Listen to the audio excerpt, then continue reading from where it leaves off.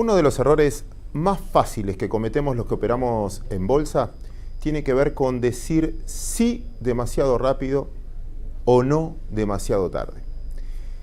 Bienvenidos a este nuevo encuentro del compro o vendo, esta idea de la Bolsa de Comercio de Buenos Aires para compartir con ustedes ciertas reflexiones que espero nos sirva a todos para tomar decisiones financieras. Hoy vamos a dividir el tema en dos. Primero vamos a hablar un poquito de qué riesgo tiene tener títulos públicos en Argentina. Por eso empecé de la manera que empecé. Y lo voy a compartir luego con el economista de la Bolsa de Comercio, Manuel Ollamburu, para tratar de ver si podemos poner paños fríos al día a día de los mercados y tratar de ver los fundamentos de que si vale la pena tomar el riesgo o no vale la pena tomar el riesgo. El primer punto que les digo, obviamente, cuando uno compra títulos públicos está financiando al Estado Nacional. Y ahora lo que le pido es piense un segundo usted o trate de contestarse internamente esta pregunta. Si alguien tiene problemas, si una empresa tiene problemas y no puede pagar un cheque, no puede pagar una obligación, ¿cuándo lo va a decir? ¿Un año antes? ¿Un mes antes? ¿O el día del vencimiento? Mi respuesta es que todos lo hacen el día del vencimiento. ¿Por qué? Porque puede pasar un milagro de que venga un trabajo nuevo o que pase algún evento que haga que la empresa pueda aumentar esa capacidad de repago y bueno, si el día del vencimiento no pudo, dirá no puedo y voy a reprogramar. Desde ese punto de vista quiero plantear el mismo ejemplo con la República Argentina. Si Argentina tiene un problema de deuda y no podría pagar a esos que le tienen miedo al default, ¿cuándo lo anunciaría? El día que tenga los vencimientos grandes. Y lo que hicimos es preparar un trabajo para desmenuzar los vencimientos que tiene la Argentina y si corre riesgo ahora de plantear eso. Sobre todo recordando que hoy tiene una espalda mucho más grande, no interna, sino externa, a través del Fondo Monetario Internacional. Y ahí vamos a decidir si los bonos hoy reflejan el verdadero riesgo que corre un inversor. Y si no dilucidamos ese tema, es más difícil evaluar otros activos. Porque un activo, una empresa, un proyecto de inversión, un emprendimiento, finalmente resulta de un flujo futuro descontado una tasa de riesgo, una tasa de interés. Si los bonos valen muy poco, esa tasa de riesgo, la que vamos a dividir, va a ser muy alta y cualquier proyecto de inversión no va a ser viable en la Argentina, una acción no va a ser viable en Argentina, una empresa no va a ser viable en Argentina. Así comenzamos esta nueva edición de Compro Vendo, así que ya recibimos a Manuel Ollamburu.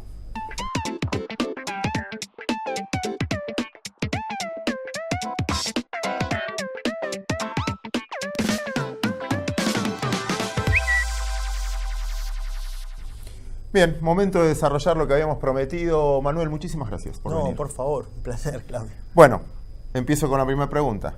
¿Cómo vienen los vencimientos de deuda argentina? Bueno, los vencimientos de deuda argentina de aquí a fines de 2019, sacando la parte de pesos, que se supone que ahí no hay un problema, porque el faltante va a estar en dólares, son básicamente alrededor de 16.000 millones de dólares, ¿sí? De ahí tengo que empezar a restar, Claudio. ¿Por qué?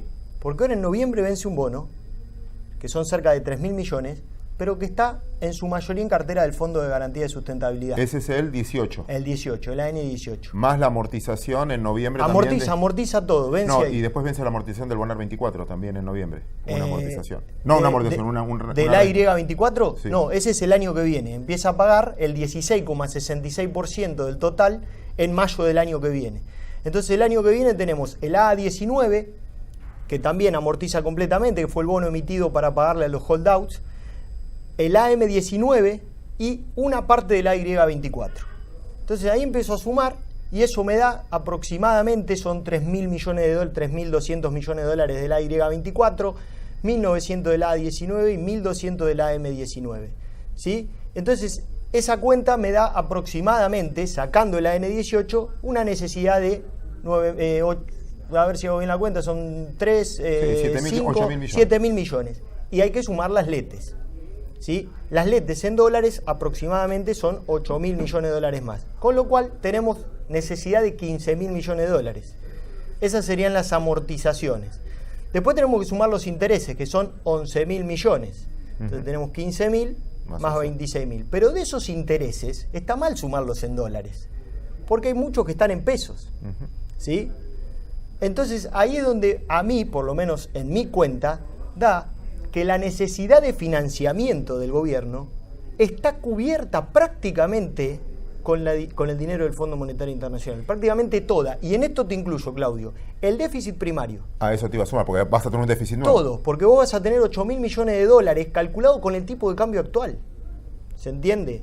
Claramente, el tipo de cambio nuevo te baja el PBI, el ratio de deuda PBI va a subir porque gran parte de la deuda es en dólares, pero con el tipo de cambio actual, a mí me da 8.000 millones de dólares de déficit primario. Si cumplen la meta, si sobrecumplen la meta es menos. Y con un dólar más caro es menos todavía en dólares.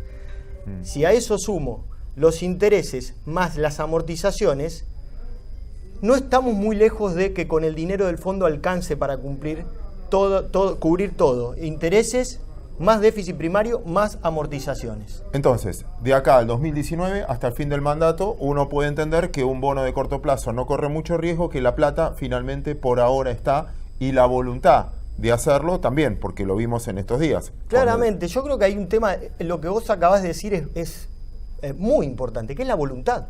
Acá hay voluntad de pago. Yo no me imagino al gobierno buscando una alternativa de una salida por fuera de la lógica del mercado. Acá hay voluntad de pago por parte del gobierno, los dólares están, y bueno, vamos a un escenario malo, peor escenario. Gran parte del gasto que está en pesos se va a licuar con más devaluación.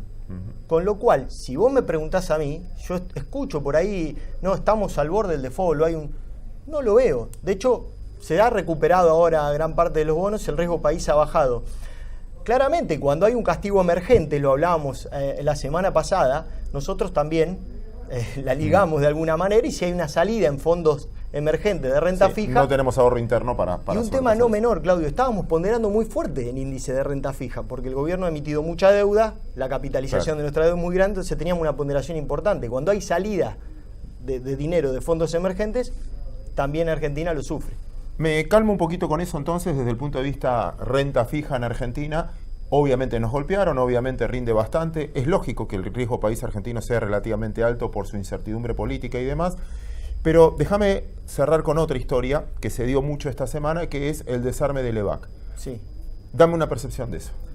Bueno, a ver, el desarme del EVAC yo creo que tarde o temprano íbamos a llegar, no había otra. La cuestión es cómo se hacía. Se seguía con esta idea de hacerlo en forma paulatina, mes a mes, con un riesgo enorme de que los minoristas, los que no están en el sector financiero, no bancos, todos los meses corrías un riesgo de que el 30% de un enorme vencimiento se te fuera. Bueno, yo creo que la decisión del Banco Central fue decir, bueno, basta, hay que desarmar esto porque no podemos seguir corriendo este riesgo. Eso está teniendo un impacto fuerte, lo hablábamos recién, aumentó fuerte la base monetaria de vuelta, y eso va a ir a algún lado. El tema es a dónde convences esos pesos sobrantes que vayan. La cuenta también, esto puede resolverse matemáticamente, la cuenta es, hoy quedaron cerca de 150.000 millones de pesos y el potencial que te quede de acá en adelante son 270.000 millones de pesos más. Yo no me imagino todo eso yendo a dólar, Claudio. Y supongamos que todo eso va a dólar, que la mitad de eso va a dólar, la mitad. Con 6.000 millones de dólares resolvés todo el problema. ¿Por qué? Porque los bancos, el Fondo de Garantía y Sustentabilidad, las compañías de seguro, no van a seguir en el tema de las letras del Banco Central. Lo que quiero decir con esto es que en realidad, no quiero tampoco decir que la situación es fácil, pero no me imagino una situación caótica con un dólar yéndose a niveles ridículos, porque hay dólares para cubrir esta situación, en un valor de un dólar entre 32 y 33. Por eso, gracias Manuel, y quiero contarles a ustedes cuál era la intención de esto. En principio, siempre estoy utilizando este ejemplo, así como el minuto a minuto por televisión casi desprestigia mucho al periodista que elige el corto plazo por encima del análisis de una noticia y perturba claramente el orden del día, si quieren. En la política pasa lo mismo, las encuestas diarias mata al estadista de largo plazo porque está pendiente de lo que dicen. ¿Vieron? Dicen algo y están automáticamente mirando el teléfono a ver qué dijeron del tweet que puse o lo que fuera. Entonces el corto plazo mata al largo plazo. Y nosotros estamos cometiendo el mismo error. El mark to market, la evaluación diaria de mercado, nos perturba ver el bosque, quizás un árbol de corto plazo. El día a día, usted obviamente lo va a seguir con su agente, con su inversión, pero era importante tratar de separar y decir, bueno, ¿qué riesgos realmente corremos y cuánto de esto ya están los precios. Vimos ahora la renta fija. Vamos a hablar un poquito de la renta variable y la injerencia con Fernando Díaz, así que quédese ahí.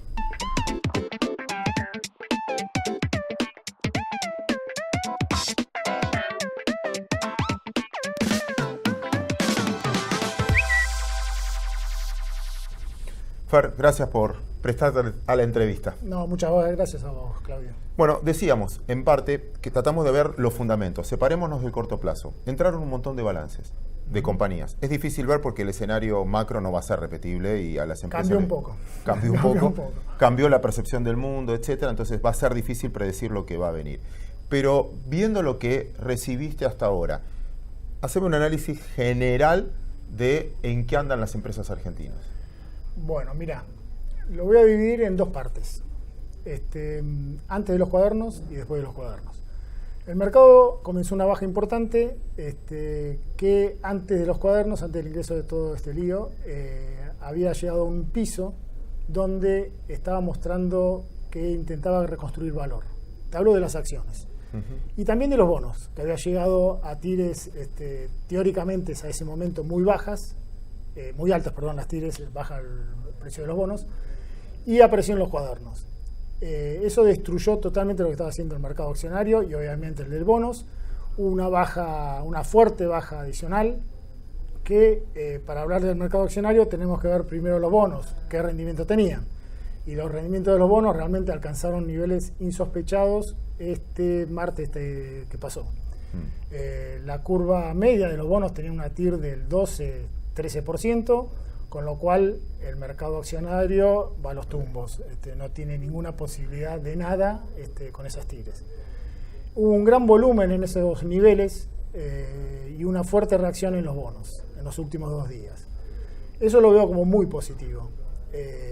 Me animaría a decir que el riesgo país arriba de 700 va a ser el piso, digamos. O sea, desde ahí debería venir una recuperación. Que en parte la vivimos estos 2-3 últimos días y con un contexto adverso también. Hoy, por ejemplo, no fue un buen mercado en el mundo. Totalmente. Por eso considero que a partir de ahí las acciones que siguieron bajando, y en el día de hoy hay una baja importante, todavía siguen con ese coletazo, pero como ya conocemos y que tenemos muchos años de bolsa, comienzan a aparecer varias oportunidades. Los balances fueron muy buenos en general, se esperan los próximos que van a ser peores, pero los precios ya descuentan balances bastante malos, ¿no? que vengan. Tocaste el tema de los cuadernos. Obviamente eso genera incertidumbre, porque cuando uno invierte hoy en una empresa no sabe qué va a pasar en el futuro, si va a haber multas, no, juicios, etcétera. ¿Se puede separar eso? ¿Alguien puede racionalizar eso o es mejor esperar y ver cómo? Yo creo que no hay una... Claramente se ve en la parte operativa, o sea, hoy el Grupo Financiero Galicia presenta una baja del 6%, producto exclusivamente de eso. Y ahí viene el desarme, te llaman y sácame de Galicia, te dicen no importa si vale 88 o vale 78. Entonces ahí es cuando aparecen las oportunidades. Pero esta locura, no se sabe dónde termina y afecta mucho el nivel de las acciones. Entonces va a ser más difícil racionalizar por balance, vamos a tener que seguir las noticias y demás. Pero vuelvo a insistir con el tema de los bonos. Si los bonos comienzan a mejorar y mantienen esta mejoría que presentaron, yo creo que las acciones, tarde o temprano, por más que siga esta incertidumbre, va a haber oportunidad de compras. Otro de los cambios, lo hablábamos con Manuel, es el tipo de cambio. El tipo de cambio incidió en la mayoría de los balances. Aquellas empresas endeudadas en dólares, vimos el impacto en su balance, pero hay muchas que exportan que todavía no vimos el impacto positivo en el balance. ¿Cuándo lo empezamos a ver? ¿Ya se empezó a ver? ¿Uno puede dividir por sectores? Hay que ir dividiendo por sectores, ¿no? Pero te voy a poner un ejemplo bien claro del tema de la diferencia de cambio en los dólares.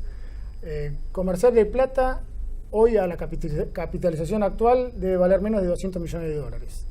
Producto de la venta de Metrotel, tiene en caja 125 millones de dólares. Eso te muestra la ridiculez de las valuaciones.